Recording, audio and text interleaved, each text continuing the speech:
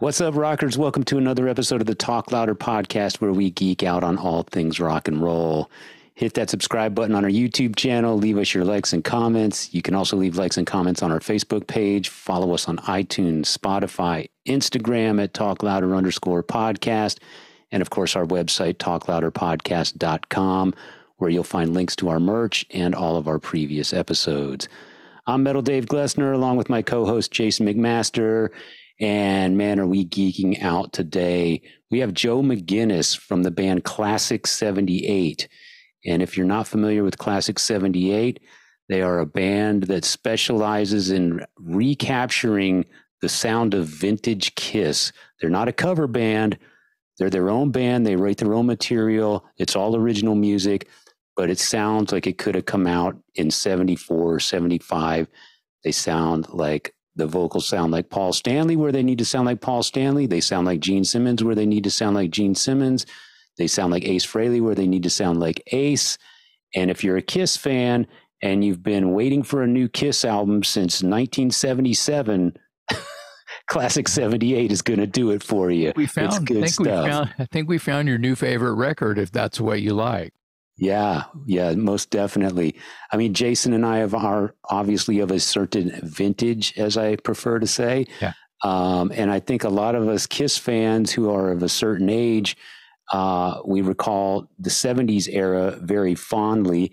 Not to say that there's not good stuff in the 80s, but we fell in love with Kiss in the 70s, and we haven't heard a great album from Kiss, in our opinions. I won't speak for Jason, but I think it's safe to do so.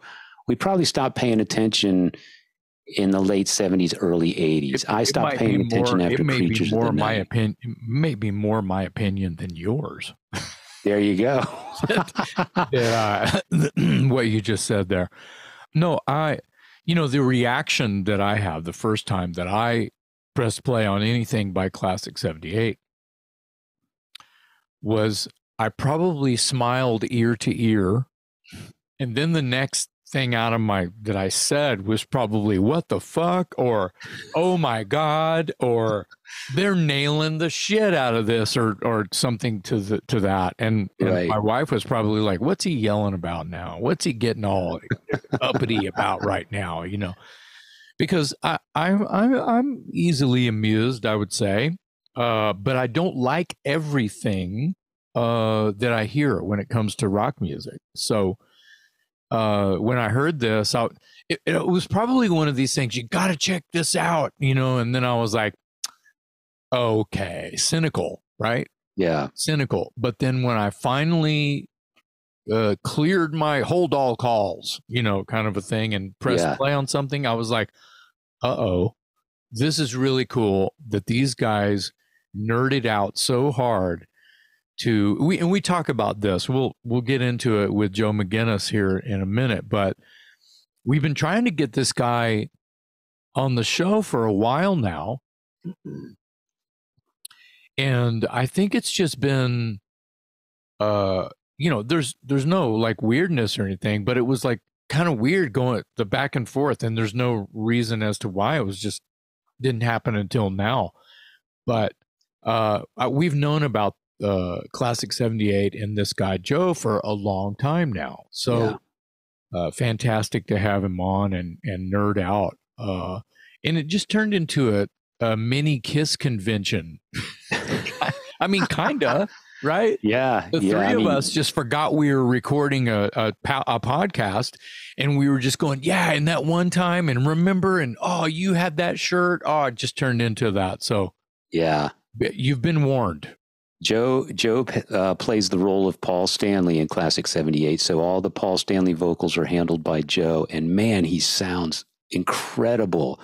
And then Tom, his counterpart in the band, handles all the Gene Simmons and Ace Frehley vocals, and he sounds incredible. It's impressive. I made the point in the conversation that it's one thing to capture the sound of early Kiss, but to capture the vocals as well as they did is just remarkable. And I think that's what kind of brings it all together and makes it really sounds like something that could have come out in 1975 from Kiss.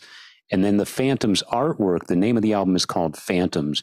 And the artwork is very reminiscent of Destroyer as far as the color schemes and whatnot.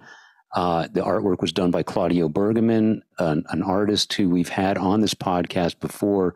He's maybe most well known among our audience for doing the Judas Priest Firepower album cover. But Claudio does the Klassik 78 Phantoms album cover, and it's a really cool piece of work. Very reminiscent of Destroyer. Look it up. Look it up. I won't try to describe it. Just look it up. It's incredible. Yeah. But Klassik 78, if you're a Kiss geek like us, you need to have this album. It's called Phantoms, and we've got Joe McGinness, a.k.a. Paul Stanley, on the Talk Louder podcast today.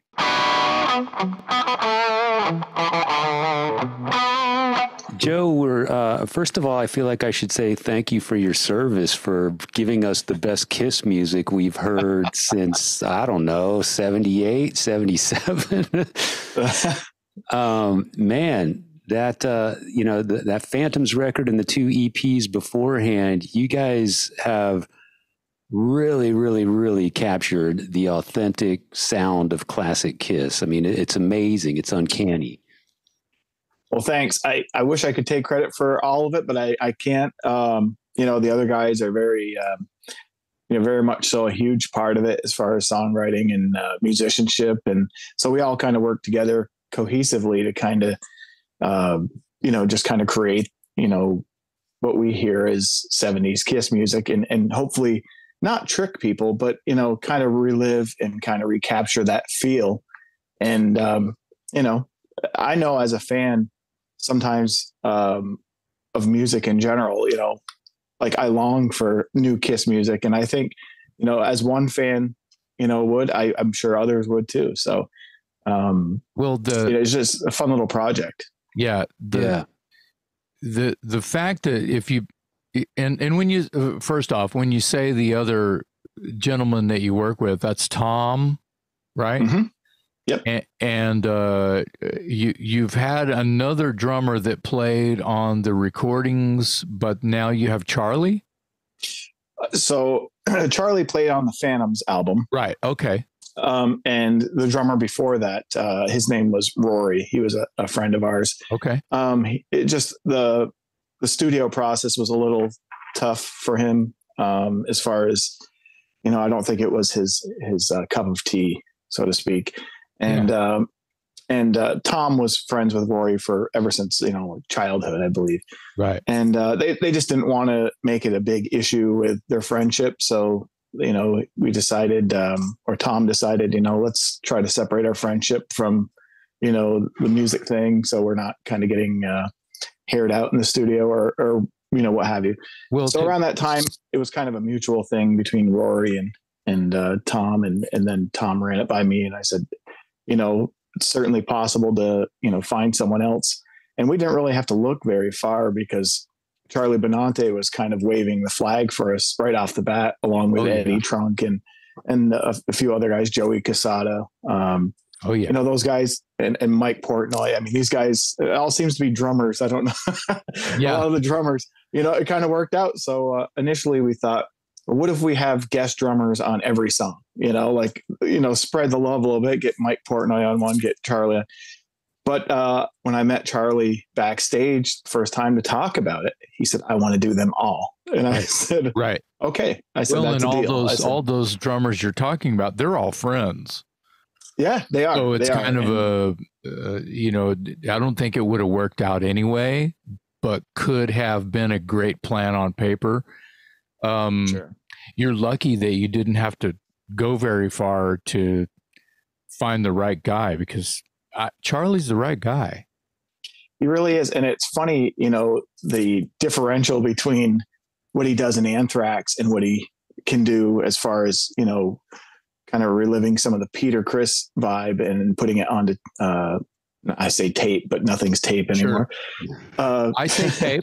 I say tape all the time. I say tape. You say albums too. Yeah. Yeah, that's right. Same here, So what's funny about it is, when Charlie said he was all in, I'm thinking, okay, I know he's a busy dude, he's got, especially now with Pantera and everything.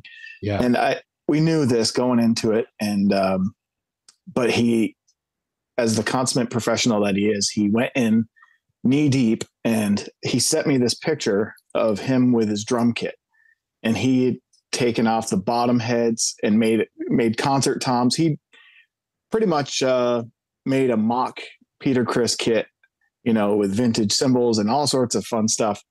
And he went all in, and even with a miking, because Charlie's worked with Eddie Kramer, you know, on some albums. And so he had kind of picked his brain in the time that he worked with Eddie on miking techniques and so on and so forth. And of course, the legend of how some of the drum tones were created, you know, on Rock and Roll Over and Destroyer. So anyway, he went all in. He had mics all over the place. He had them in the hallways, upstairs. I mean, everywhere. So he really did a heck of a job. You know, he just kind of went 110%. Yeah. Talk a little bit about that, because, you know, obviously part of the sound that you're creating is a throwback to Kiss's early 70s to mid 70s albums. So obviously the studio technology at that time is, you know, decades old compared to today's standards. So how did you dial back or downgrade, if you will, modern technology to capture such an old vibe? So basically the acronym, keep it simple, stupid. I know it doesn't, you know, Knights in Satan service or whatever you want, but it's true. You know, we didn't get too elaborate. There was some modern technology involved, you know, very fine bits of it, but for the most part, Marshall amps and, you know, we used a Firebird for Paul's guitar parts, or Les Paul Jr., or, you know, something along those lines. I like how you're calling it Paul's guitar parts. Yeah, you know. Well, just for the record, you are the Paul Stanley in Klassik 78, right? Yeah, that I do all the Paul duties, I guess you could say. Right. You know, it's funny. No one really knows what to classify, because people say, is this a tribute band or is it a tribute? I mean, what is it? And I don't know if there's really a term for it just yet, but I guess, you know, a tribute of some sort would be somewhat fitting, but it of course kind of is. It's all, you know, kind of grew legs on its own with the songwriting. And you know, even if you weren't a 70s Kiss fan and you heard it, you would think, okay, it's you know, that kind of dated, you know, 70s rock sound, which all you know, on purpose. Exactly. And I think, you know, I'm a old soul. You know, I've always just appreciated everything about music that was recorded, especially in that, you know, era, and even further back, you know, 50s and 60s music. Just something about listening to that kind of teleports you back to a different time. So it kind of, you know, it's very satisfying for me to try to recreate some of these tones, or, you know, or that vibe. I remember during the lockdown time, you know, we did, Charlie and I did a couple covers on his album, Silver Linings. We did Mr. Speed, and we did All the Way from Hotter Than Hell. I love that. I own that record. So oh, awesome. I'm very familiar. Yeah. So I just remember, you know, things like that. An actual Kiss song, there was little bits of feedback that Ace would get on his guitar parts. And I actually did all the guitar parts on that. I know John 5 is credited. He mocked it in the video. Oh, that's but funny. I actually did play all the parts, and but there was little bits of feedback, you know, in between chords, and I couldn't get that. So I actually went back and artificially put in little feedback sounds after every chord. You know, I wanted it to sound so close that, you know, as close as I could. I've actually done that before and recorded like amp buzz. Yeah. And hiss. Like it has its own, you know, I'm calling the mixing engineer. Hey, can you turn up the amp buzz track a little bit? You know, shit like that.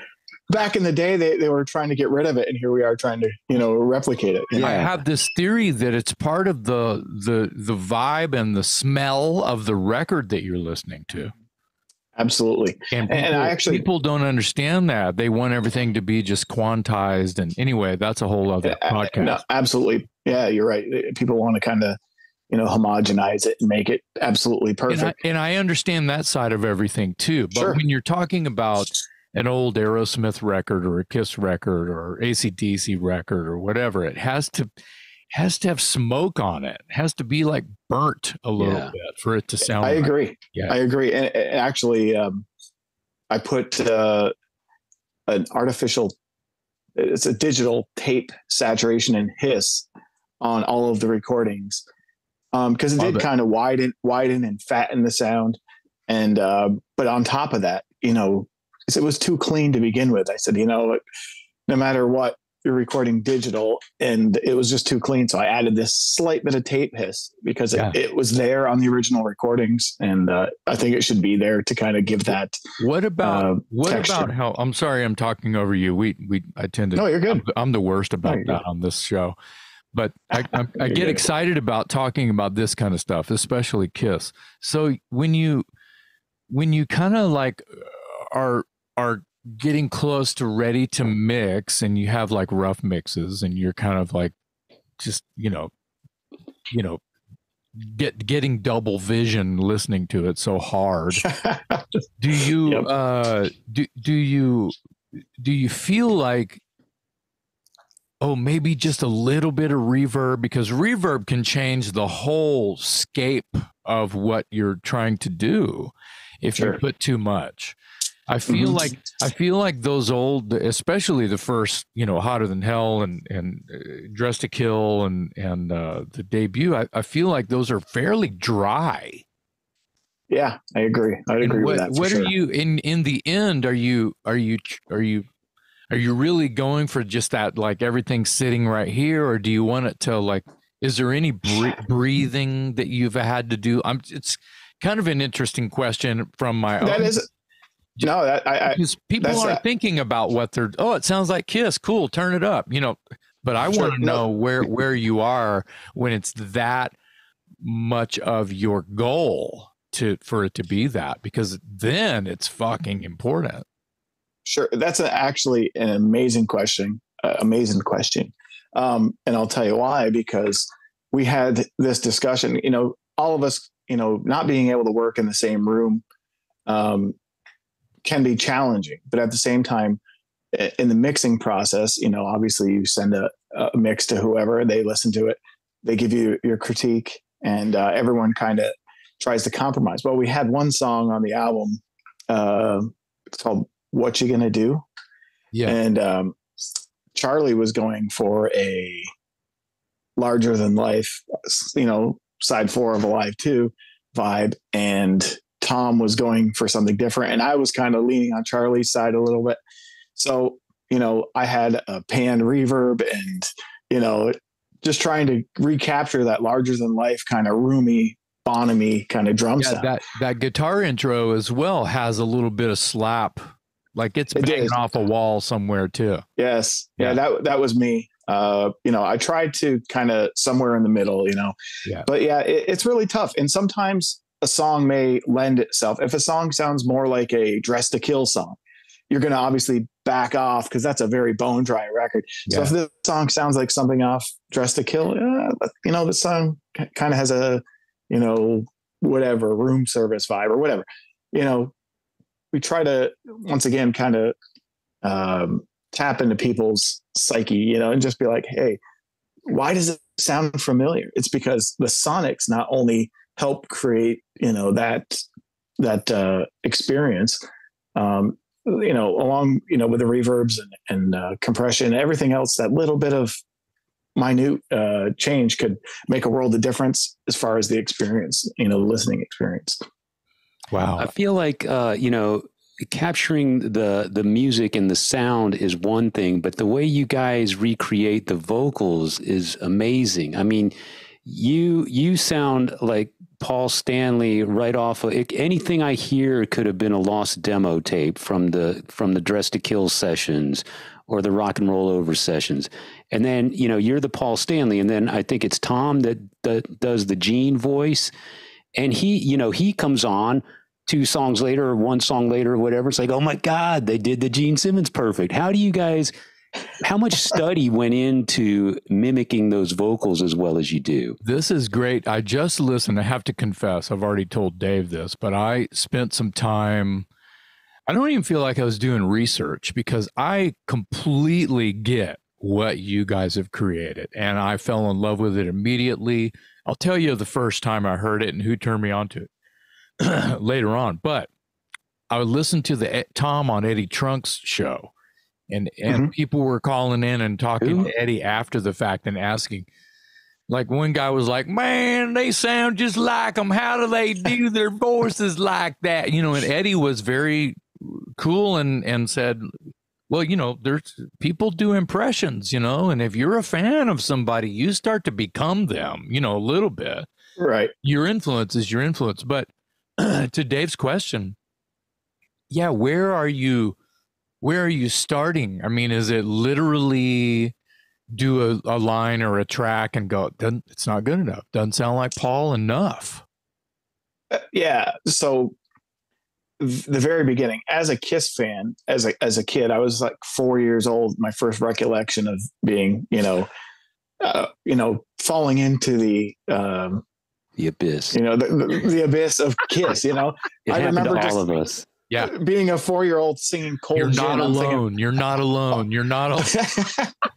The other kids at school were listening to Sesame Street and rhymes, and here I am singing Cold Gin, not even knowing what the hell I was saying, but it was so catchy. And then my brother had the tapestries on the wall and all the posters and records, and I just was completely, in love.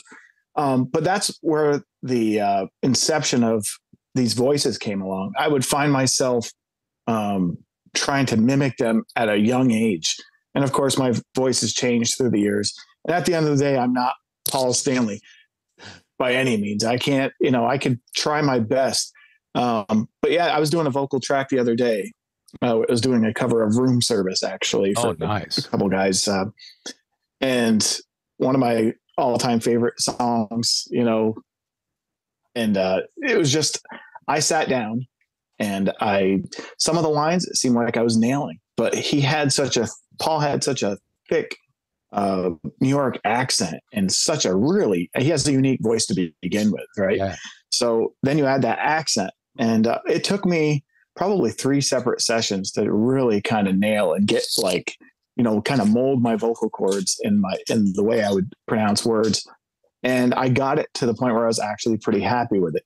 That being said, there are some songs, like I said, I wish I could hit everything perfect, but the truth is, there are obvious limitations, Yeah. So, some of the high stuff, like the mid, I don't know, somewhere in the higher register, it starts to cut off where he can, Paul did things that were kind of amazing. He almost had this threshold where he would become slightly gritty when he'd get up high. Room Service, he's singing like that's almost on his break in some of the notes and some of the word. I'm not telling you anything.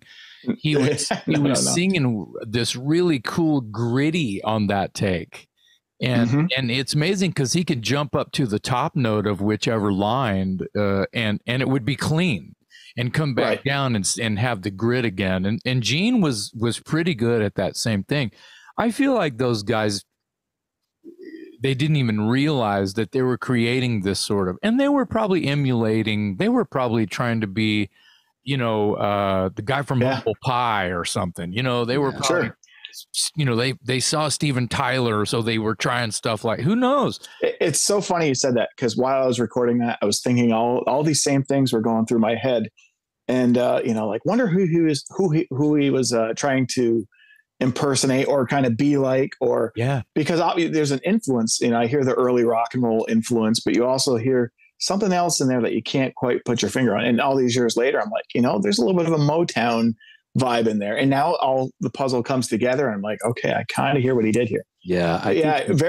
He's gone on record as being a huge Steve Marriott fan. There's the Humble Pie. And then also a huge Rod Stewart fan, which is basically, an extension of Sam Cooke. And there's your R&B and some of your gospel throws right there. Absolutely. And that's a perfect, layout of his influences, Yeah. But I mean, the whole vocal thing, now I can't speak for Tom, because Tom does the Ace and the Gene parts, which is kind of impressive to go from this to that. They're 2 totally separate voices. as you guys know, and the Paul thing, I started out doing just like Kiss recordings, when I was a kid. I was like 14 or 15, and I'm just diving deep into this whole process of trying to replicate sounds back then. I'm 39 right now, but back then, when I was 13, I would sit there with a 4-track and I'd be like, how can I get this to sound like that? I was always tinkering with sounds. So it was almost meant to be. I mean, I think we all, anyone who's into this music and loves it as much as we do, obviously, has a passion for it, but it kind of fell into my lap, and I never thought in a million years I'd be in a band like this doing a Paul voice. It just was something I always did for fun. But now it kind of, like I said, kind of grew legs, and there's talk of doing more stuff, and potentially, playing live. Charlie said, as long as we have a big stage show, he'll gladly do it. And I said, okay, well, let's nice. Start saving our pennies. Well, the first time that you guys came on my radar, I have to give credit to, and I'm almost certain that it was from Claudio. Oh, did your album cover awesome. art? Yeah, and we've had Claudio on the show, and he's done Claudio Bergman. Done a bunch of my album covers and art for me as well. Ashes King covers and the Judas Priest Firepower, and he's done the classic 78 Phantoms record. Yeah, go ahead, Jason. I'm just setting the table there. Yeah, he's also redone fairly recently the Dangerous Toys clown art, recreated that for us as well. Awesomeness. He did awesome. That's great stuff. You can imagine Claudio redoing that clown. It was fucking great. Yeah. But we became chummy after we did this convention together, and then he's like, have you heard Klassik 78? I said, what's a Klassik 78? Is that a car? Is that an amplifier? He was like, check this out, and I started immediately turning my Kiss freak friends onto it. And they were just like, what the fuck is going on? What is, so I'm sure that you're used to hearing, people react the exact same way all the time. I also feel like I don't want to put words in your brain or in your mouth, but at the same time, I feel like there's not really another answer, and you can school me. The idea of, like, you kind of admitted that you never thought in a million years that you'd be in this band doing this, right. The crazy harebrained idea of, like, a bunch of nerds in a room going, it's not right yet. It doesn't sound like Kiss enough. That sounds like some bad Dawkins song. Come on, guys. Got to work harder to get this to sound right, and I think that's a beautiful thing, because I'm a super Kiss nerd, but at the same time, I can see someone else like, why would they want to do that? Right. An original songwriter who plays hard rock or metal or whatever, or both or whatever, would be like, why would anyone in their right mind, sane mind, think that this would be a great idea? Well, they don't understand what me and Dave and obviously others understand, where the nerd heart is in what you guys are doing. Right. Yeah. There's plenty at the heart, of us nerds. Charlie, obviously, he lives, breathes, sleeps Kiss. He's not the only one in Anthrax who is a Kiss. This is true. So there was actually talk about Klassik 78 opening an Anthrax tour. Holy. And we're like, how could we, Charlie's like, I don't know if I could do two, he could. He's like, that'd be the only obstacle, because I don't know if Scott or someone brought it up and said, well, why don't we have Klassik 78? And I think, I get it, playing as the opener and the headliner is a little weird, but there was talk of things like that. We've always kind of toyed around with how would we make this work live, but like the studio thing, the heart's there, so we could figure it out one way or another. Yeah. If you want to do something enough. But yeah, the geekness, I like that what, word. What I've the geekiness. See, I'm just throwing out these geek, new words, but these guys are so much fun. Tom writes 90% of the stuff. Okay.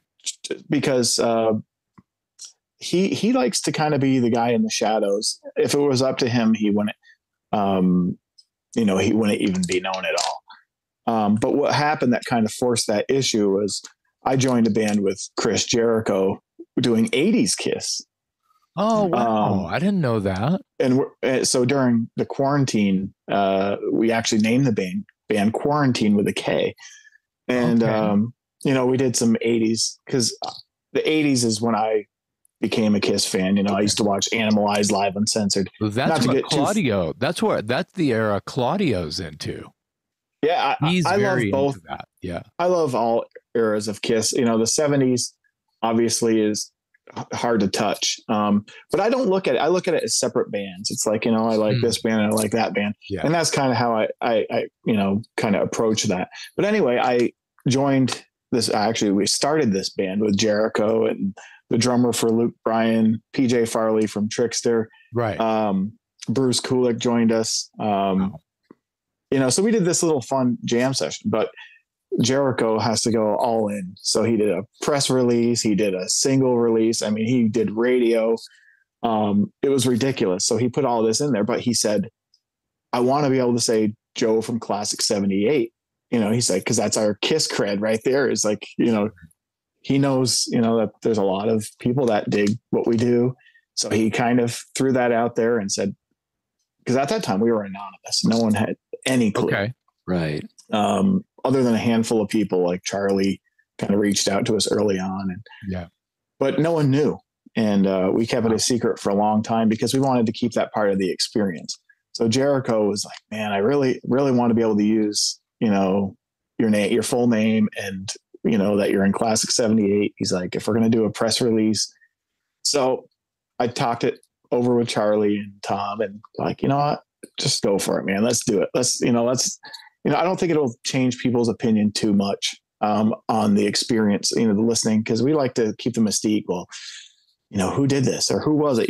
Everything about Kiss was a mystique in the 70s. And we even wanted that minutia down to that point to be, a thing. Yeah. And so that's kind of how we treated it for a while. But that kind of got, broke open, so to speak. And then it came out that Charlie was the drummer. And so now it's kind of common knowledge if you're into this. And that's okay with me. Those guys fought it a little bit, but then at the 11th hour, they're like, you know what, let's embrace, all of it. So yeah, that's something that I noticed. In fact, today is the first time I'm ever seeing your face. I don't, I've been listening to your music and I don't think I've seen, your images aren't, you're not very visible. You guys are sort of like Kiss in the 70s where, even if there was a photo, half their face was covered or whatever. Sure. But with you guys, I mean, you're really anonymous.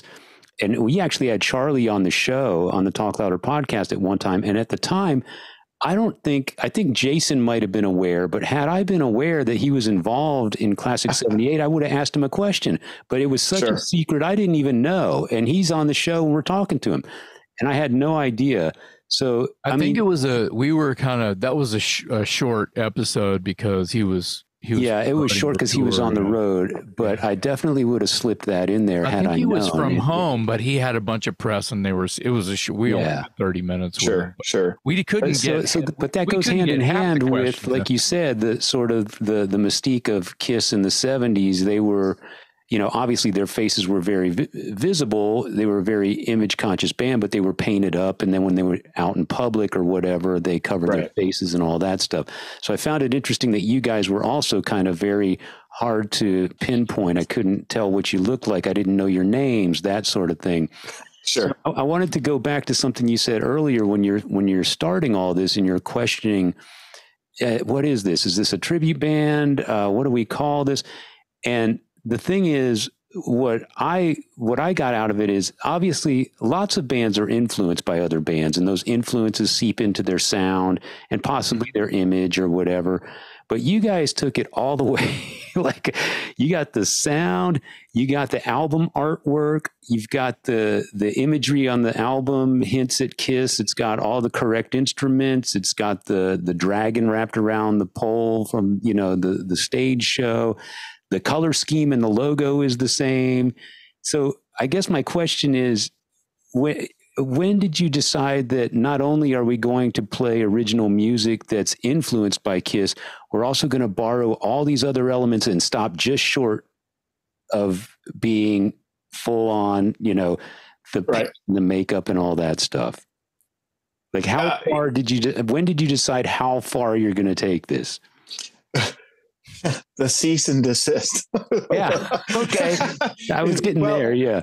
Well, you know, the thing that we don't want to do is we don't want to completely just like, you know, we don't want to wear the makeup. We don't want to cause any, you know, ruckus. We just want to celebrate that sound that no one makes anymore, you know? And so what we did is, you know, we came up with our own way around it. So we do actually have faces trademarked that are just white faces with the, you know, appropriate colored lips and certain color aviator. So if you're Peter, it would be a green aviator. These faces are actually trademarked. I don't know how Tom did it, but wow. He did do it. So we have this really odd, you know, backup plan if we were to have to play live, you know. So that was something, you know. And as far as the artwork, Claudio, you know, Tom had a concept actually, and then Tom, you know, reached out to Claudio. We said, we're going to go all in on this, but we don't want to get too close to the bone where we're infringing or creating any issues with the Kiss camp. You know, we were trying to do it respectfully out of, you know, and just see who salutes it. You know, this may not be for somebody that's a Kiss fan, but you know, what I've found is, once again, if there's a need for something or a want for something, like I want another Kiss album. Well, the timing is right because Kiss isn't releasing any new music. And when they do it, you know, and what they release is fine, but it's not what it used to be. And that's, you know, obviously our incentive there, but we're just trying to celebrate that without, you know, poking them, you know, the wrong way or upsetting someone. I think that's what I was getting at is, you know, you guys took it as far as you possibly could without quite hitting that cease and desist. And I think that's really cool because everything about it screams Kiss to me, but it stops just short of getting you in trouble. So having come that close, and I think your website, you might even have some testimonials from Gene or Paul or both. So they've heard of you guys, and they have, and apparently they're actually, you know, pretty respectful of what you do, and they're in favor of it, and there's no real issues or whatever. Tell us about their feedback to you when they discovered you. Well, the best compliment that I could ever ask for, and once again, never in a million years would I would expect this. But I have, you know, Jericho, who's a friend, who is also close with Paul Stanley. And the very first time Jericho ever even heard of me, before him and I were friends, was at Paul's house. They were playing Kiss pinball, and Paul just randomly takes out the CD and says, "Have you ever heard of this band Klassik 78?" Oh, we had sent out numerous CDs just to kind of, to podcast and just people in the Kiss world that, we thought might get a kick out of it. Somehow Paul ended up with it and he loved it, but he said, "I just can't get over how much he sounds like me in the 70s. And I got that from Jericho, and I'm like, but even before, someone else had heard that he had said that. And man, I was like a little schoolgirl for like 2 days. I'm just like, this is unbelievable, Wow. And so on the other hand, and we actually had our instrumental music in the Kiss A&E biography, the official biography. Wow. So they did know enough, to kind of reach out when they were looking for something in the vein of that 70s, sound. When the licensing for their, I don't know, I assume it was a budgeting deal, so they were trying to keep within the limits of the budget, the producer. And I guess Kiss said, well, the Kiss camp, I don't know who it was, but someone said, reach out to these guys, see what they have. And luckily we had, some material, and Tom actually wrote, all of that, and it ended up on the biography. So that tells me that, we're in good standings and that we're not ticking them off too much. And Gene, I'm friends with some of his guys in his solo band, and, they played that for him on the tour bus, years back when they were doing Gene's solo tour. And Gene was just super cool about it. He said a lot of nice stuff. I'm not sure what Peter and Ace have said or if they've even heard it. It just seems to be easier to kind of get a response from Gene or Paul, which is kind of ironic, really. I thought it would be the other way around, but yeah, we've had a lot of great feedback from numerous people in the Kiss camp, but those two obviously are most notable, and kind of makes you feel like the hard work is paid off, and gives you some reward at the end of the day, which is nice. Sure. You mentioned Peter Criss, and you guys don't have a Peter Criss voice among your camp. It's nerd reward, but you'll take it. That's right. That's right. Nerd reward. Yeah. So how come no Peter Criss in Klassik 78? Peter Criss vocals, obviously. Well, I got to tell you something, and I don't think it's any secret, but Peter may have the best voice in Kiss as far as tone, and I wouldn't say his vocal ability. Paul obviously has all of them beat, especially in his prime. But Peter probably has the most radio friendly and just soothing, great sounding voice out of all of them. And it's a very hard voice. Right next to Paul, they're very unique, and we haven't found the right candidate. We've had people reach out, and we want someone that can pull it off, but is just as big of a geek as we are. And, so this goes out to everyone listening. If you think you could pull it off, send us a message on our website, and we're willing to give you a shot. I think that it would be great. We've even talked about it. Say, well, maybe we could get Peter to sing on a track, because Charlie's friends with Peter. I'm like, man, maybe we could just get him to sing, or do an album with him, or because he hasn't released a rock album in quite a while. Every time he kind of releases something, it's in the vein of I don't know, R&B or Sinatra kind of vibe. Nothing wrong with it. Guy, yeah, big band. Yeah, and which there you go. So it would be cool to kind of get that voice, and I know a lot of people do. That's one of the biggest gripes we hear about is, we need Peter voice, and I'm 1,000% with everyone too. I want that voice. It's just a matter of this guy's out there, or girl, if the girl could pull it off too. Sure. If you're out there, I mean, invitation's open. We've been looking. I asked Charlie, because Charlie has a kind of a gravelly voice too, and I said, Charlie, is there any way that you could just, and he's like, nope. I was like, come on, not even a sample. He's like, nope. He didn't want to get into it. I was like, okay. Wow. Because he plays everything. He does. And if you hear him talk, he definitely, he has a very, he's from New York also, just like Peter was. He has a little bit of or as Gene calls it, a whiskey voice, has a kind of raspiness to it. Yeah. I just don't know. Maybe he's just not comfortable. I've always thought that the Neil Turbin, the first Anthrax singer, on Fistful of Metal, even on Metal Thrashing Mad, the first few lines, I've always thought he had like a Paul Stanley sort of tone, because the New York thing and everything. And I've always thought that. So when you listen to Fistful of Metal, or when I listen to Fistful of Metal, I go, man, I can just tell that's that guy, where he's from, and that he knows who Paul Stanley is vocally. familiar with that timbre for sure.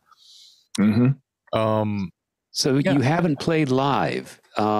What would it take for you to play live, and what do you imagine the presentation being? Because obviously we're talking about classic Kiss, but you mentioned earlier that you or one of your bandmates isn't necessarily into the full-blown production. So share with us why you haven't played live, and when you do, what might that look and sound like? Well, we've, thrown out numerous ideas of how we could do it. And there's only 3 of us at the moment. We do have other options. There was a time we were supposed to do something with John 5, but now he's taken on a gig that may be just a little bit more, taking up more of his time and priority, which is fine. But at one time we were supposed to do something in New York City. It was, somewhere, I don't know, I think it was 2021 or whatever, July. We were supposed to do something in New York City with John, but apparently it fell through. And that would have been, the first real attempt of trying something. But I do know Charlie is really adamant about having a stage show with really cool Kiss-like, effects. And I stand behind him on that. I think that would be really cool. It'd be great to play the music. We've talked about possibly doing the Kiss cruise at one time. There was talks of it, and it just never seemed to work out. I don't, know if that's the kind of gig that Charlie would want to do. And I respect that because, he's put his years in of doing all sorts of stuff. And, it's hard to, no one wants to play to 50 people, travel halfway across the world for, next to nothing and not get satisfaction out of it. It would have to be something special and something really kind of over the top. An event. Right. Yeah, exactly. That's, and that's basically the whole premise behind it. It's got to make sense to everyone. It's got to, but as far as visually, possibly makeup of some sort, like we talked about what we had, kind of the general idea earlier. And then I don't know about costumes. I know nothing about that, or I don't know. I'd have to, work out a little bit to try to fit into that because, the spandex and all that, could be tricky. The primitive Kiss, yes. the early costumes were barely costumes at all. They were uniforms and seemed to be just made up of black clothing and shit. Sometimes they were, puffy shirts and vests, like they were going to bring you a wine menu or something. But if you look hard enough on YouTube, there is one time we got together in a rehearsal studio to do a mini promo video of a song called "Standing Tall." I think it was on the first or side 1. I think it was. I think I watched. I've seen that. And we had a guy on bass who was excellent. He played Gene in a tribute band, and I don't know if he wants his name out there, so I'll respect that. But the drummer was Rory in that video, and myself and Tom, and but that's on YouTube somewhere. Is Tom kind of see? Is Tom a lefty? Okay, he is a lefty. I did see that video you're talking about. Yeah. Yeah, and we all just at the time we were like, what are we wearing today? I have this leather jacket and some jeans. I didn't really plan ahead, otherwise I probably would have.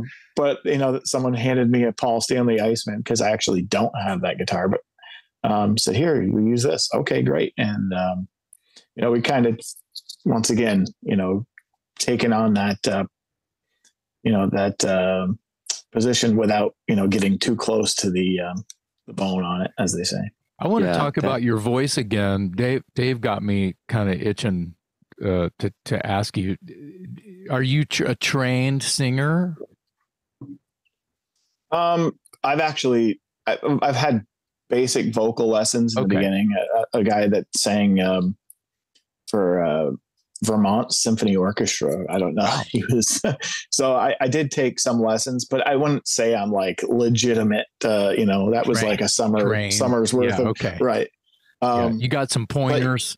You gave some guy, here's a few bucks, give me some pointers so I don't hurt myself. Yeah. Pretty much, you know, and, but, you know, I grew up in a family of musicians, so I've been singing, playing, performing. And, like I said, the training camp was my older brothers and I jamming Kiss songs because they were musicians, you know, so it was handy. We always had, you know, to this day, we still do annual Kiss jams. We get together sometimes. So, you know, it would give me practice of you know, kind of pulling some of this stuff off live.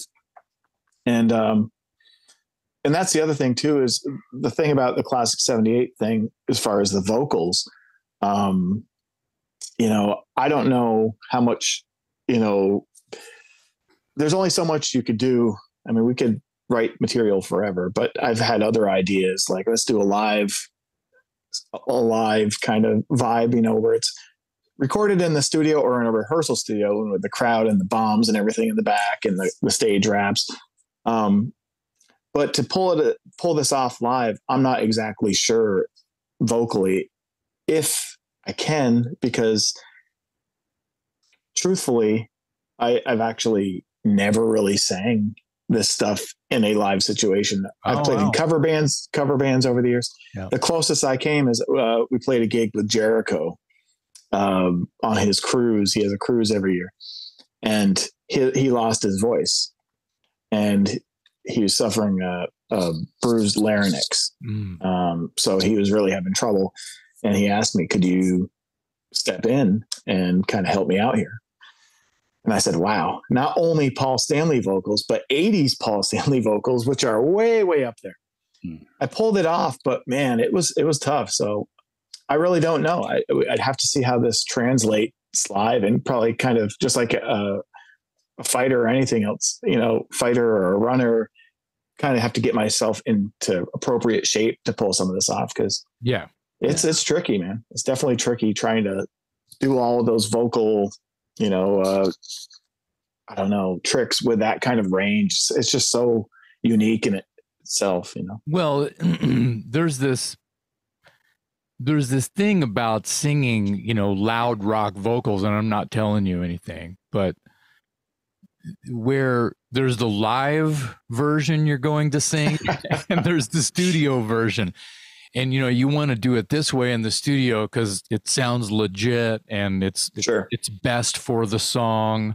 And then live, there's, you know, you could use a different voice, a head voice, a mixed voice, and not have to, like, you know, burn your lungs to, you know, to try to hit it the way you want to do it. And no one really notices in my experience, no one really notices the difference between what's happening when a singer is kind of like not taking a back seat, but singing in a slightly different voice to be able to hit the right note, or to make it, the song have the ingredients that the listener, the fans fell in love with, and not walk away going, oh man, he didn't do the thing. He didn't hit the note, and that sucks, and I'm bummed. And I'm that guy. I'm that kid in the audience going, oh, Rob Halford, he sang Painkiller a whole octave lower. What the fuck? You know, I'm that kind of guy.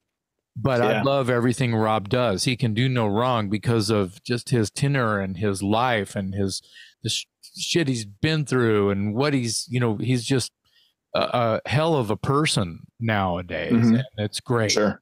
But and I feel like the you know, Gene and Paul are like these people that we as fans have grown up kind of like, you know, from afar, we kind of see and have gone through this vocal change with them, you know, from studio to live for like ever, for, you know, since we were children, since you were 4, we've seen all of that and heard all of that. So to be a singer, and to hear that and realize all that, I don't know if you can tell, I'm a singer as well. So I'm talking to you via true experience on what the hell is, what the hell you have to do to pull that shit off live.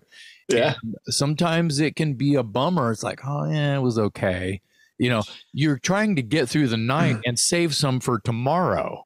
Yes. Because you have to do it 30 more times in a row. Mm-hmm. And it's like, what the hell? You know, so.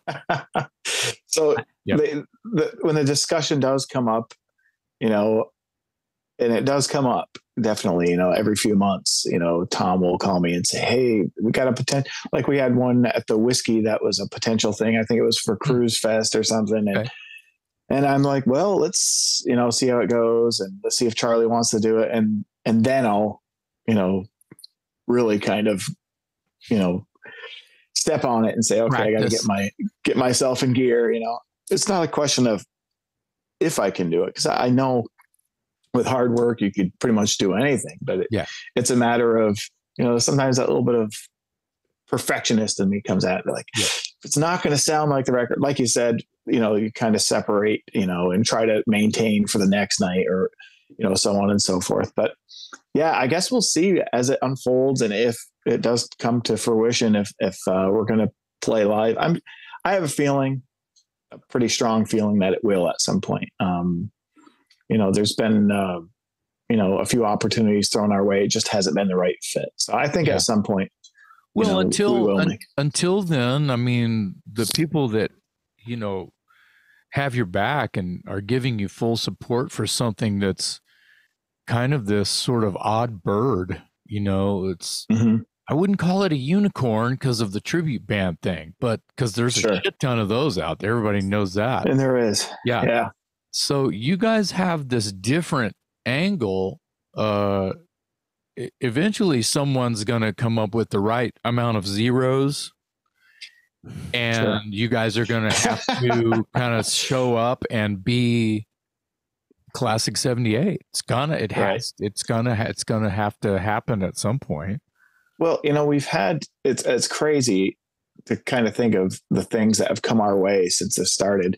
Once again, when Tom first reached out to me about doing this, because it was kind of, you know, something that I had thought about, and he was like, let's do this. And I'm like, oh, I don't know. Like this is something that, you know, something that could really kind of fall flat on its face if it's not done right, or we could be lambasted by, you know, like people criticizing and like, boy, we really got to have our stuff together. And, but the stuff that's come our way because of it, like we actually, you know, we're in talks at one time, you know, to see about a record deal by a major label.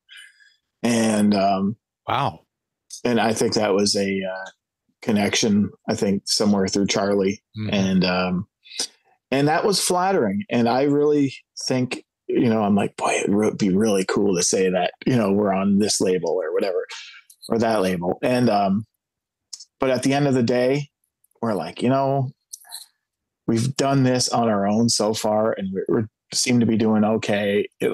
It's hard to turn down, you know, a deal, but it's not the same deal that you would have got 30 years ago, you know? No. So at that time, we're like, at some point, you know, creative control and all this other stuff, it's nice to not have to owe anyone anything. Yeah. Just at the end of the day, just enjoy it.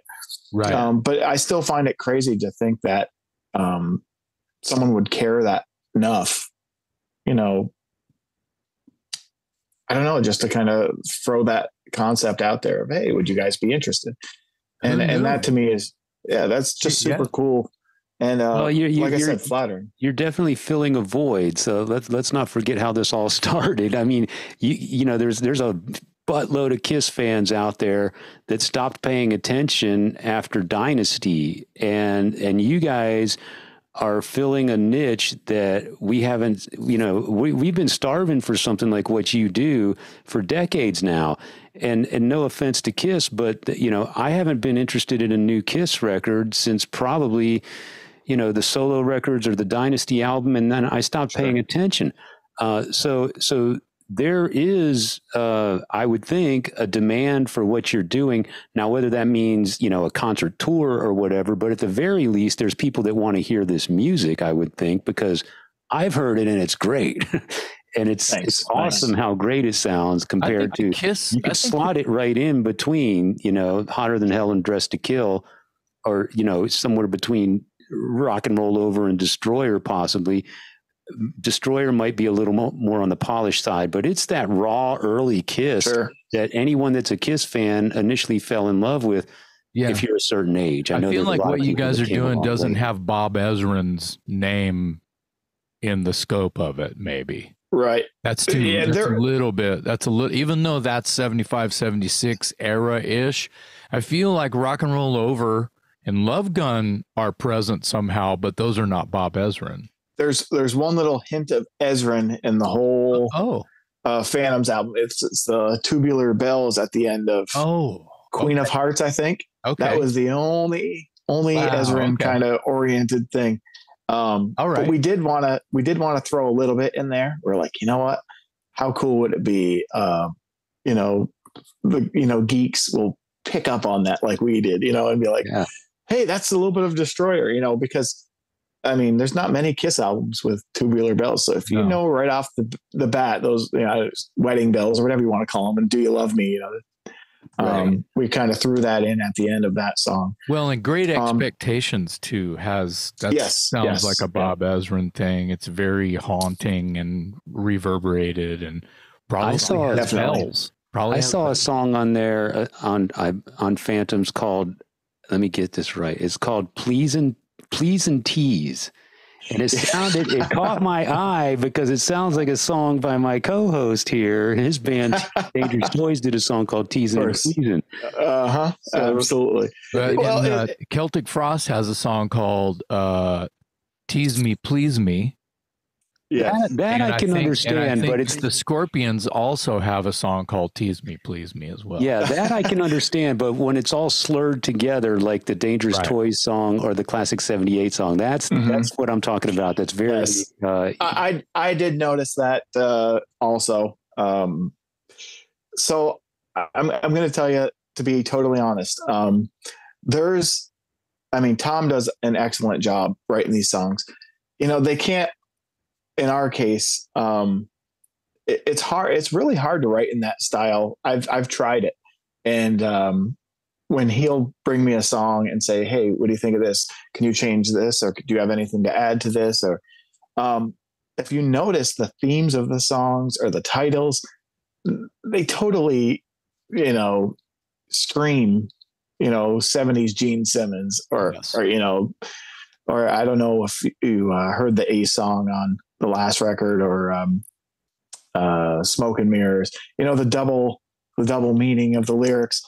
Like Tom is a excellent writer. That being said, sometimes, we can't, they can't all be, the best, they all, sometimes we get a few songs that, might have been a B-side, and a lot of our songs, some people have said, well, they've made a career out of making Kiss sounding B-sides. And I'm like, well, that's still an impressive feather in your cap to me. I think that's to be able to even get that much of their brain cell to even think that. Sure. I think in 2020, in 2023, I'll take an album of Kiss 1975 B-sides all day long.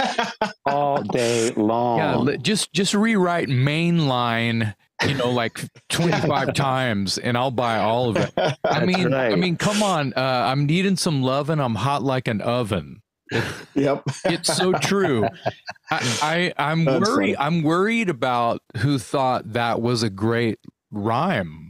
For I mean, it's pretty bad. It almost, but back in those days, it didn't even matter. My last thought is that's kind of the charm that I like of it. You don't know that until you get older, and this is what you look like when you get older. But and especially if you start writing your own songs, then like you did, you raise the bar a little bit as you get older, and you raise it even further if you become a songwriter. So I would love to get Tom on here just to, of course, see and hear his sort of process as to what it is, where he's going lyrically, or if he's reading a book, if he's, because lyricists take from everything, books and magazine articles and newspapers and movies, and I don't read as much as I should. The point is his process I would imagine, he's like reading the paper one morning and drinking coffee going, oh shit, that sounds like something Gene would say. I'm going to write that down. And, I have my own theory on some of that. Once again, back to the word geekness. Love it. You open up the gatefold on Kiss Alive, Alive 1, and you see the notes. Their personalities are all right in front of you without even hearing a song or a lyric that they wrote, just those notes. And Gene starts his with Dear Victims. And coincidentally, on the second release that we had, Tom wrote a song called Victims. And I'm like, son of a, like he, I knew exactly where he got it from.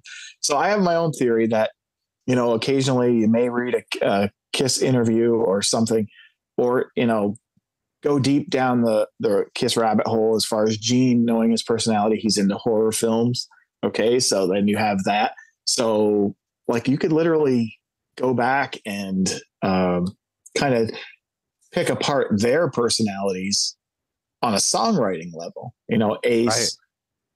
Gene, they all have their own distinct personalities. And I think that's even more impressive that Tom could not only sing like those two, but he could write like those two. And I'm like, so yeah, he's the guy with all the real talent. I just work here, No, don't sell yourself short. You've got an important job because Paul is like kind of the main, you know what I'm saying? Thanks. There's a lot of spotlight on Paul. Sure. As a character. I'm actually shocked. I mean, there's obviously someone who could do this better than me. And I'm just like, there's gotta be someone out there that will be willing to do this and probably sounds dead nuts perfect like Paul Stanley. And cause I have to work at it. There's gotta be someone out there. I mean, there's 7 billion people in the world. There's gotta be one other, right? I'm just waiting for someone. Okay. Now, I enjoy it a lot, but I don't have any false, thoughts on it about, well, I'm the best. I know that I have to really work at it. And there's a lot of stuff, even like vocal doubling, will help you achieve more convincing, or even the songwriting. I agree with all of that. Yeah. If the song has a gong at the beginning of it, or, that stuff helps sell the whole thing along with the vocal. So if the vocal performance isn't exactly Paul, maybe something else in that song, like a cowbell in a certain area, will help sell it. The style of riff, how angular that Blues 101 riff is played. Sure. Jacked up with the right guitar tone. There might be a performance, a recorded vocal that you've done where you're not really sold yourself. You're not really sold on it yet, but right. If you get that tone right and everything else the sprinkles, that moment that you were concerned about goes right away, and it goes by so fast. I would imagine. I would also imagine like that mixing and producing just a one song, much less an entire record, has to be so fun, as well as maybe frustrating because of what I said earlier about, damn it just doesn't sound close enough to, going blind, which might be the palette you're trying to tap into. Sure. Whatever. There was a few moments. So I did quite a bit of mixing on this. So there was some parts where I took liberties. And I'm like, I don't care what they say. This is Kiss through and through. And one of them was, I think it was What You Gonna Do. It was a Gene song. I did the low Dr. Love voice, Dr. Love, but I panned it. So if you listen to it, if you listen to Dr. Love, there's those tricks that you hear in your ear. Or on the Ace song, there's a pick slide that slides from this side to that side, to kind of make it sound. They used to do all sorts of little tricks like that. And once again, down to that little tiny minutia of the way it's mixed. But yeah, like panning and little stuff like that could even make a difference, especially if you're listening to headphones, Yeah. So where do you go? Where do you go from here? I mean, is Phantoms sort of a one and done, or can you make a catalog out of this type of music?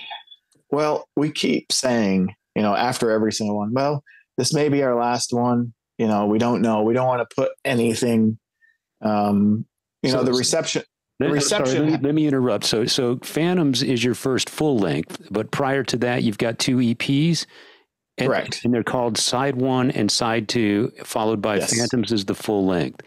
Okay. Yes. So I'm sorry, I didn't mean to interrupt you. I just want to set the you're good. For people that aren't familiar with your catalog. 2 EP, sure. Full length is Phantoms, and the question was, can you keep putting out albums like Phantoms for however? It's like this, Dave. Get to work, Tom. Yeah, right. Well, like I said, Claudio on get another art. Get Claudio snapping here.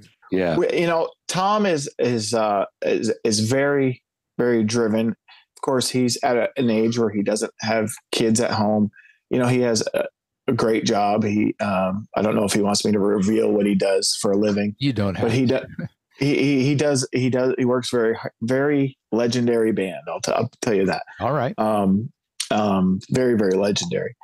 And so he works for them. And so he's, I think he loves life in numerous ways. And he's able to come home at the end of the day and really just kind of, hey, I want to geek out and write a cool Kiss song, Kiss vibe, song.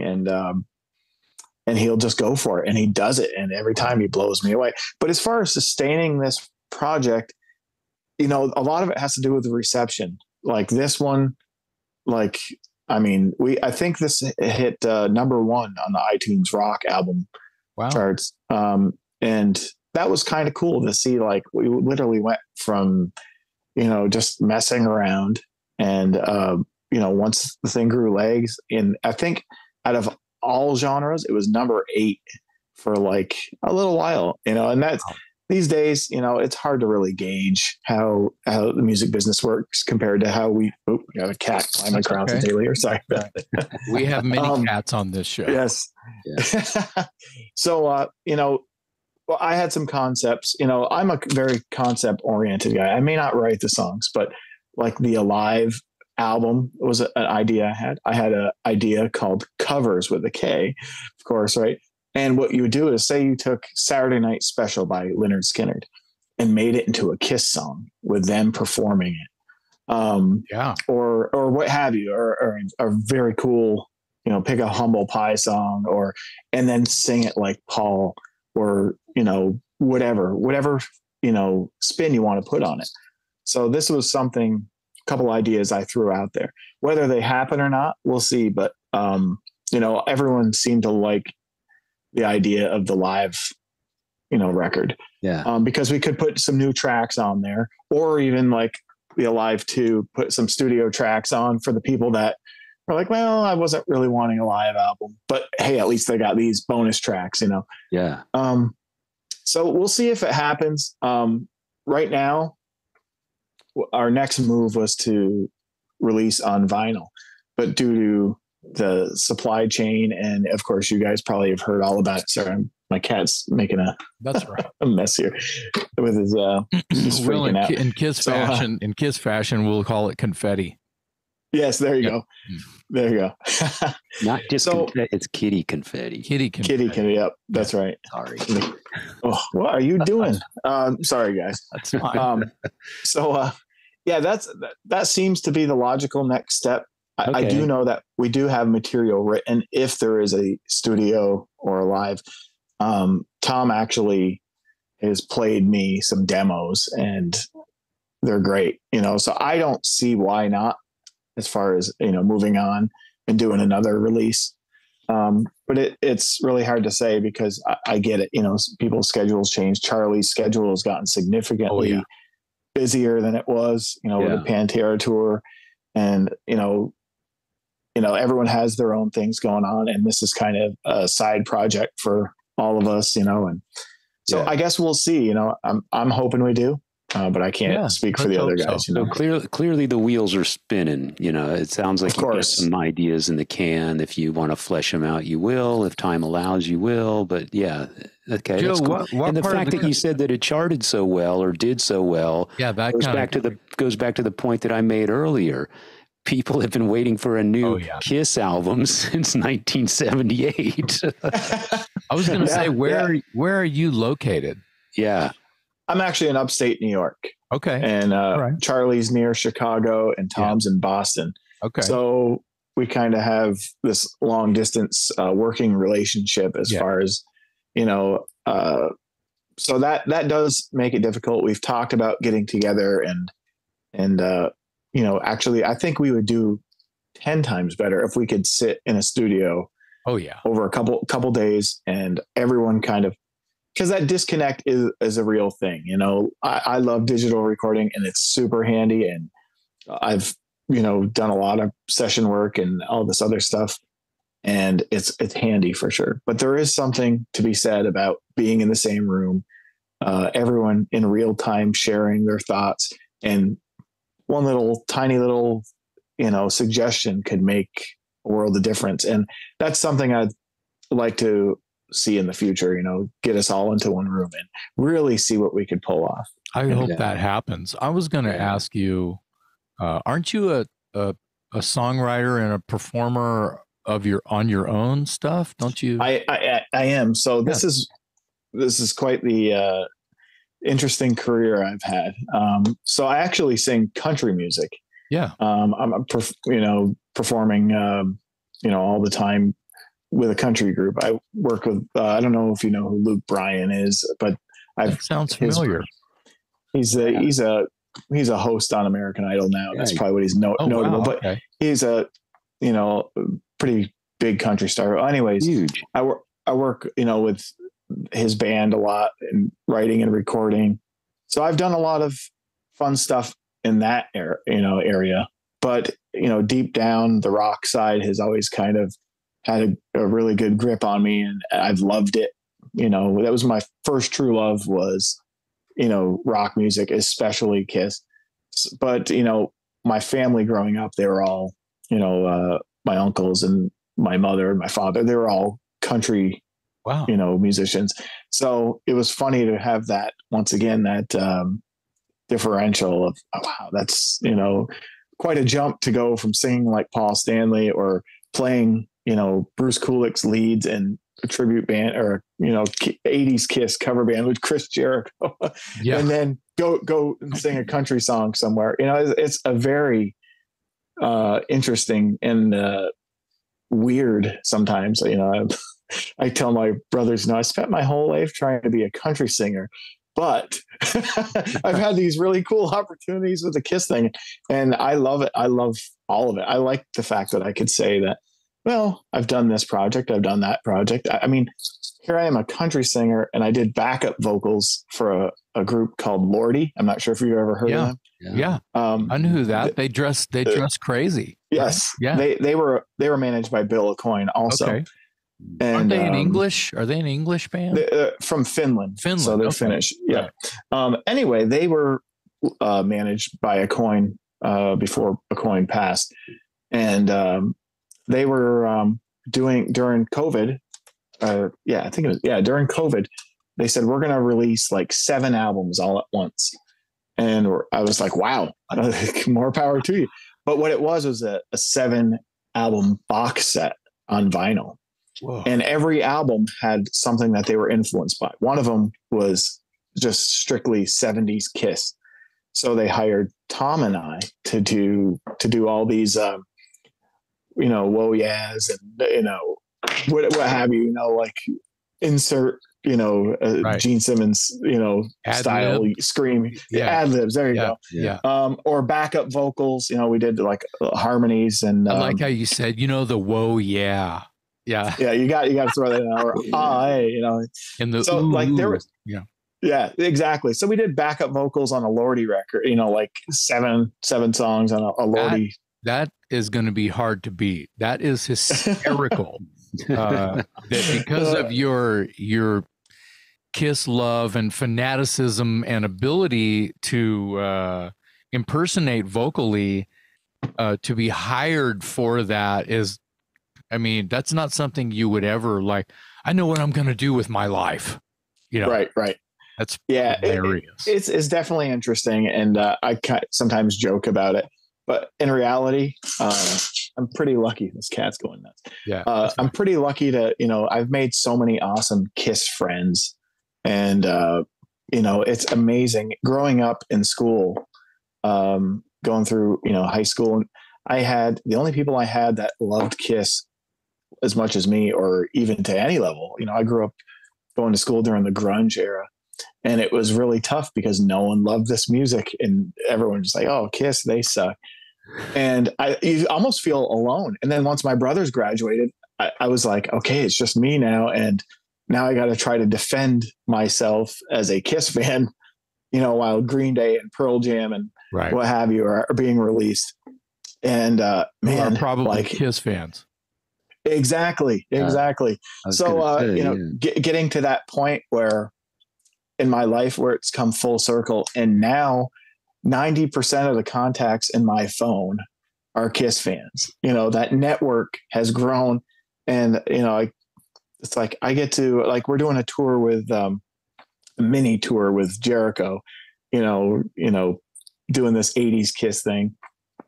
And, you know, that's just a fun little, you know, like you get to get out on the road and play Kiss music with Chris Jericho. And it's just like, man, this is crazy. You know, you feel so alone in school as a Kiss fan, you know, and sometimes you're like, boy, you know, my friends think Kiss sucks, whatever.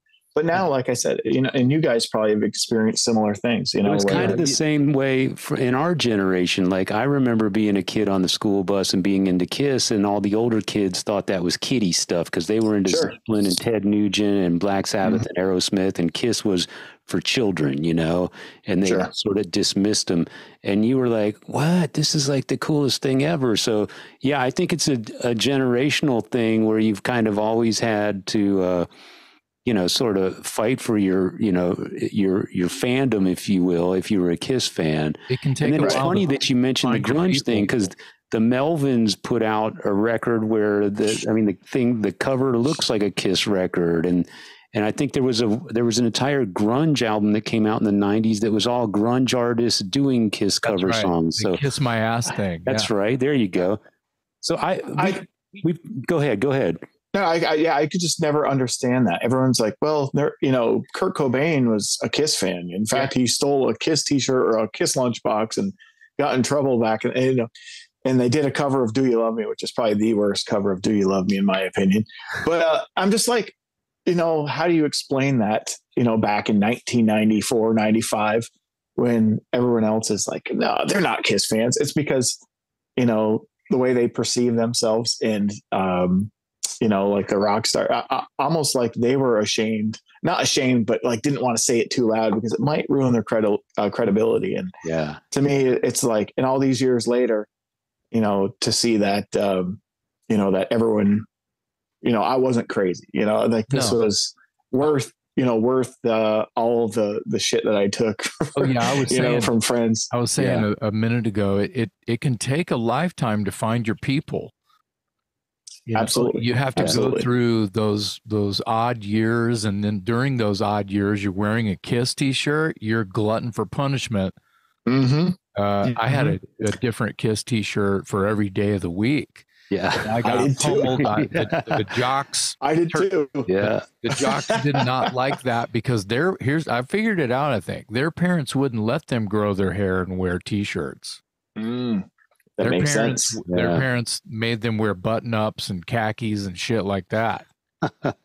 It's so funny. That feel of freedom did not exist. You know, it was like, if you're going to try out for the football team, you're going to try out for quarterback. And if you join the army, you're going to be the fucking general. And if you're not, I'm going to kick your ass. That was their home. Exactly. And I didn't have that, you know, so. Yeah, same here. Yeah. And you know, real quick, circle back to your Kiss shirt for every day of the school week. And then some. That was me to a T. Like, no joke. Like, You know, people, I think, you know, it's easy to kind of pinpoint looking back. Yeah, that might have been overkill, but at the time you wanted to fly the flag, man, you know? I have a picture of me wearing a Destroyer shirt, a Kiss logo hat with the metallic Kiss belt buckle. I have this photo. Oh, nice. I'm a fucking billboard. I look ridiculous. I look like I've had a lobotomy or something because of all this garbage that I'm wearing, and I'm wearing it so fucking proud. And I wish I still had all that shit, you know, because it kind of formed what this is, you know. Yeah, absolutely. I got to ask you guys real quick. What's your favorite makeup Kiss album? I like to separate. I love it when they turn the tables on. Yeah, he's reading my mind because I was going to play what I once in a while I like to do a rapid round of questions with our guest, and I was going to turn the tables on you, and that was one of the questions. Okay, so we'll just go around the room. We'll start with Joe since you're the guest. Favorite 70s Kiss album? Okay, favorite 70s Kiss album? Boy, that's so tough. I would have to go with the first album just because almost every single song is near perfect. It's a toss between that and Rock and Roll Over. It's tough, isn't it? Yeah, it is super tough. Jason? Impossible. But if I have to pick one, it's probably going to be, a lot of people go for Destroyer. But it's got to be one of the first three records. Hotter Than Hell was my first record that I bought with my own money. Mm-hmm. And there's something about that record, probably because of that, and it's part of the thing that I fell in love with. I first heard Kiss live, and then I just went and bought everything with Kiss on it after that. But probably Hotter Than Hell, because it reminded me a little bit of kind of an Alice Cooper album for some reason, because it had, like, I thought that Going Blind was this, like, wow, this is a weird one for what they're trying to do here, you know, and and that, you know, the fact that Hotter Than Hell, that was on the Alive, and I'd heard, oh, this is on their live album, I'm buying this, you know, so there was an attraction to Hotter Than Hell. Call me weird, but I love the album cover art it's like just clip art for Hotter Than Hell. It's fucking so good, man. A black and white photo with all this color popping behind it. I was like, what genius came up with this sort of pop art style here that's fucking huge right now? If you see the graphics, like that movie, The Interview, they're doing like the red and the black and the white. Well, you know, I had this conversation. So I have two children. Okay. One is, the oldest is 16, the youngest is 13. Both ginormous Kiss fans. Wow. And we had this discussion the other day. I told them, I said, you know, the album art to Hotter Than Hell, in my opinion, has to be one of the coolest. It makes sense to me. I don't know why it shouldn't make sense with the fingers, with the green fingernails. I don't know. So but weird. It works. And honestly, I think Love Gun might be, you know, Love Gun and Hotter Than Hell might be my two favorite album covers. The first album cover to me was a dud. I think if you could combine, you know, some of these albums, some of the tracks, and then the artwork, like if you took I Stole Your Love and put it on Rock and Roll Over and put the Love Gun artwork, that would be a perfect Kiss album.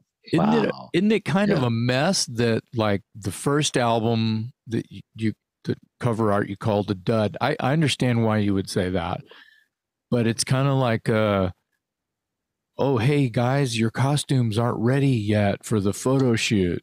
Right. And they're like, God damn it. So then they have to compromise. So then, and then, like, you know, whatever Dress to Kill comes out, they're not even wearing a costume. Right. That's a good point. But and then this is kind of shitty. When I think about it, I'm getting secretly depressed here. The album cover for Hotter Than Hell, the photo shoot, is a black and white. Yes. And it's, so they have all this color and shit, but the photo that they cropped out is black and white, but the costumes are ready. We got our costumes, But you have this almost like fuzzy, out of focus. Well, That's black and white. Their costumes in those early days, their costumes their costumes were very black and white or black and silver back in those days, before the big, the over the top costumes that came out with like Destroyer or Love Gun or whatever. I'd have to go with, man, this is tough because I like Destroyer because for sentimental reasons. It's the first Kiss album I ever bought with my own money. I had it on cassette.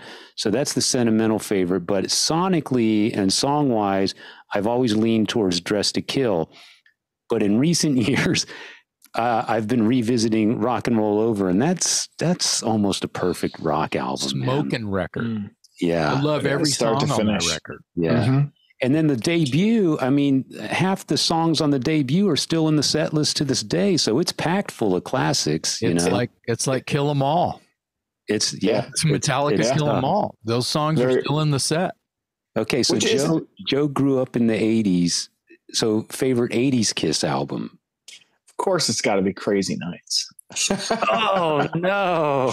I know this goes back to my. This goes back to. I know.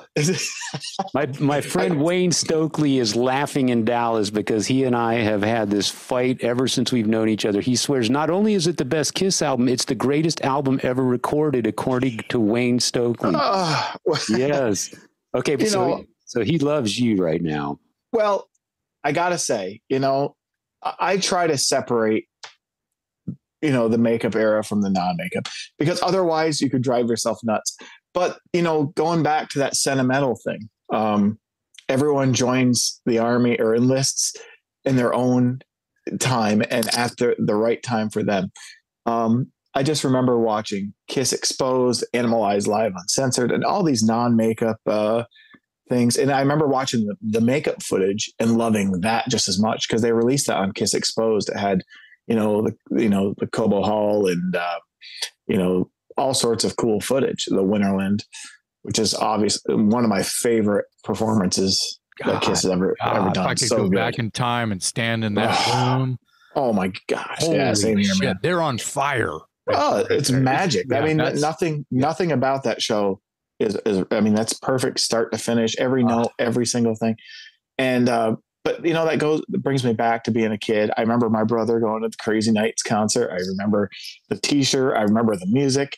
And to me, it's a nostalgic, nostalgia is a, guilty pleasure, I think for a lot of people. And that album to me means more than just the music on it, but a timestamp or a time capsule rather of, moment in my life when the world was simple.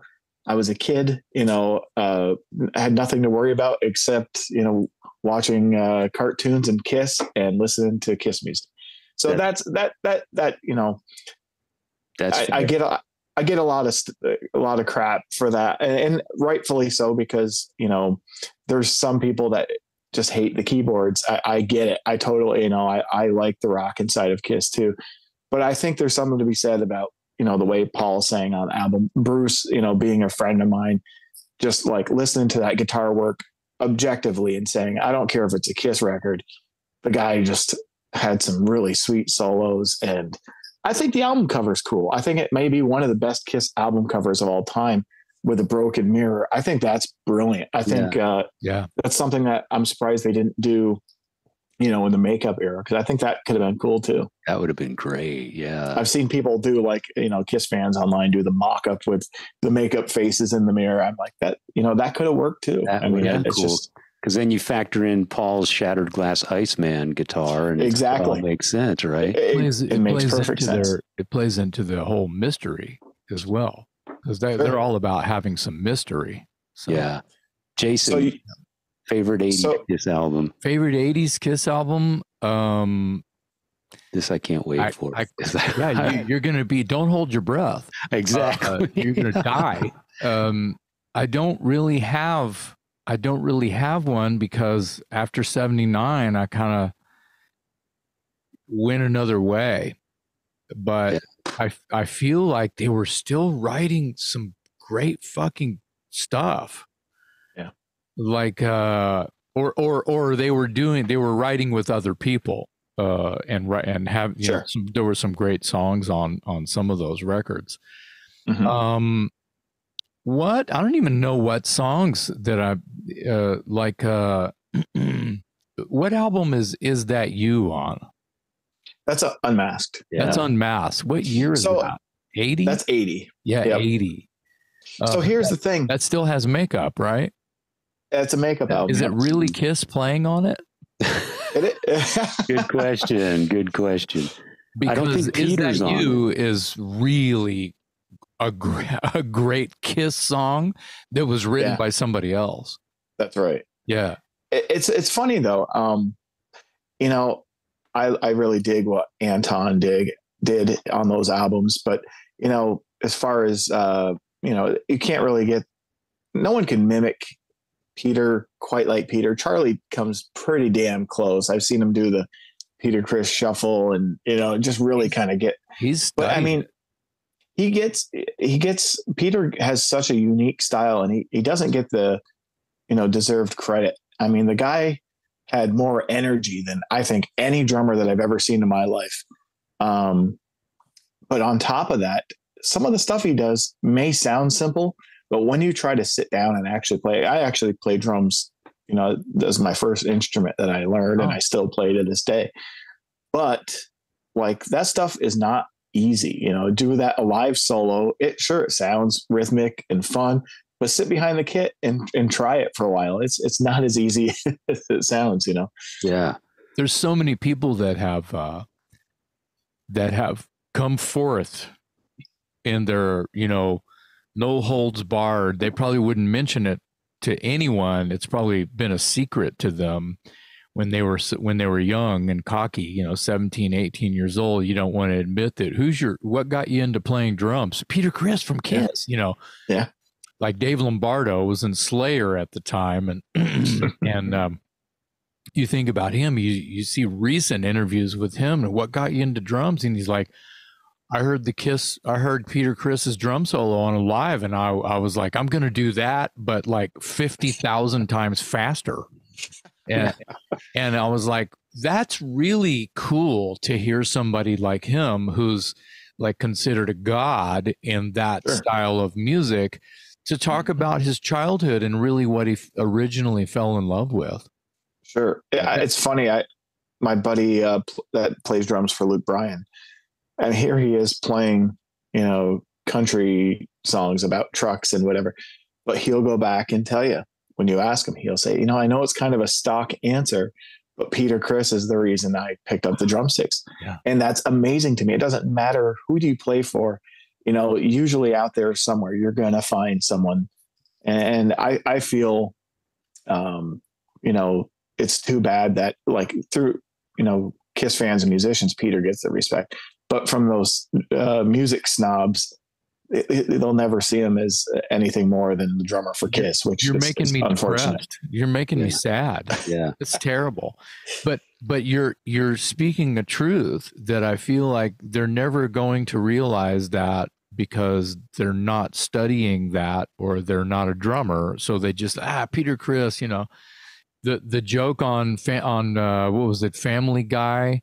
Where he says, why you dress like Peter Criss? Nobody wants to be Peter Criss, not even Peter Criss. That shit fucked with me. I was like, what? I was like, cool. You know, kind of related to what I was saying a little bit earlier. But obviously, Peter Criss might be one of the biggest drummer influences ever. Yeah. And the same could be said about Ace for guitar. You know, I mean, it's what they did back then was so huge and magical, and the fact that it's still relevant this many years later is mind-blowing. But it makes sense. Look at it, the cream rises to the top, and it's been there and it'll stay there. I'm you know, my kids, you know, 13, my youngest is 13, and the fact that he could see what's cool about this still tells you it's timeless and that it's still, you know, fresh, and it still is competitive with everything that's out now. If you know, it's not very hard to compete with a laptop. But, you know, a lot of music, you know, DJs and hip hop, nothing against it. But any day of the week, I'll take a Kiss record, and same thing with him. And it's great to see that young kids, you know, could still, and there's a little bit of bias there because he grew up around it. But, you know, I've seen him show his friends and they even dig it. And that's cool to me, you know? Yeah. But to understand that this stuff was created during a time when, you know, tough times probably. And these guys are creating something from nothing on banging on wood and wire. There's no laptop. That's right. And it's third eye stuff. It's intellectual property. It's ground up. It's walk 5 miles to school kind of shit, and just not even bat an eye and get beat up on the way there and the way back. It's, you know, I can relate, man. It's real. And but have something to go home to. It's not literal home, but sometimes home, most of the time home. Sure. But something to come back to that you fell in love with I mean, your entire life. I think that there's lessons there, and Kiss was always there. Hey, Joe, we could talk to you for fucking hours about all of this shit, and I'm sure that you have been kept from dinner and breakfast and kids and the whole thing and work. Hey, guys, I got to go to work, you know. But thank you so much. Please, let's talk about where people can pick your stuff, pick up, you know, Phantoms and just any of your stuff. Yeah. So the hub basically for Klassik 78 is klassik78.com. You'll find everything on there. You know, you could figure out, you know, you could listen to sound clips. You could, you know, see if you even like it to begin with. And if you do, Newberry Comics is the place that we almost exclusively, I hope people, I've heard reports, you know, from many people that the album is being sold on eBay for gouging prices. Wow. Which is not cool. I think it's still available for like $10 for the CD, and you get it as digital download. But, you know, I definitely, you know, as far as that goes, you know, we have social media just like most people do. You know, if you want to find me personally, shoot a message, you know, Joe McGinness on Instagram, Facebook, what have you. And of course I got to plug, I know I got to plug the Quarantine thing with Jericho, or that's Quarantine with the K. And we're going to be playing in Pittsburgh, Pennsylvania on June 29th. And we'll be in Ohio the following night. Don't remember the exact date or the exact clubs or towns, but we're in Ohio a couple nights after the Pittsburgh date. And and then if you want to check out my country thing, which is doubtful in this demographic, but you never know. Right? Yeah, you'd be surprised, man. You know, joemcginnis.com. There's all sorts of, you know, interesting stuff. You get to read my crazy bio and, you know, kind of get a chuckle out of it here and there. Which we have not read to prepare for this episode. So, all of the you have not truly been Googled, so this is good. No Wikipedia was used to do this interview. This was all on. I gotta tell you how big of fans we are of what we've heard by your band. So well, I appreciate that big time, and I know the other guys will also. But I gotta say, I've done tons of interviews, but this is absolutely one of my top favorites of all time. You guys are just so easy to talk to, great dudes. I could tell, you know, the passion is in there for music in general, let alone Kiss, which is even cooler, which makes you guys, where were you when I was in high school? I mean, like, I mean, we were already better late than never. We were already working because we're old. I had a jock's boot on my neck. That's where I was. Well, for the record, I never got to chime in. My favorite 80s Kiss album is Creatures of the Night. And I will say that, Joe, one of the reasons your album is selling for outrageous prices on eBay is because people think it's a long-lost Kiss demo. Could be. Oh, boy. Yeah. Well, that's the other thing, too, is, you know, going with a label may give you a little bit more of a reach. but, you know, doing the grassroots kind of, you know, building from the ground up and doing it ourselves, there is some things like that happen. And it's unfortunate. I just don't want to see anyone have to pay any more than, if it were up to me, I'd give free copies away all day, every day. And, but it's, you know, it costs money to replicate this stuff. And eventually we're going to release on vinyl once the market clears up and we're able to do so. So keep an eye out for that also. And guys, this has been a blast, and I'd love to do this again sometime. We'll talk about whatever you want. What about that Phantoms cover that Claudio did on a t-shirt? We're big t-shirt freaks. Yes. Can you get that? So Claudio actually sent me a poster of the artwork. Nice. Just complimentary. Another great guy. And I got to plug him again. We say, go check out his artwork, Claudio Bergman. Amazing. Yes. But yeah, we basically said, you know, do what you want with it, you know, is you help create it. So it's kind of you know, both ways. I don't know how it works with the Klassik 78 logo.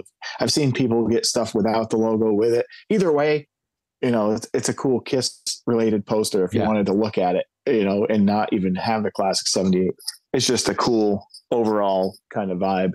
With all the instruments on there. So I think I've seen Charlie with I think he made his own shirt. Maybe he sent me one also. Okay. He went rogue on you guys. He did. And he's like, what's your address? I said, you already know. He's like, or he had my address, but for some reason I don't know if he put it in his phone, but we send each other stuff all the time, you know, fun little Kiss related stuff. And, cool.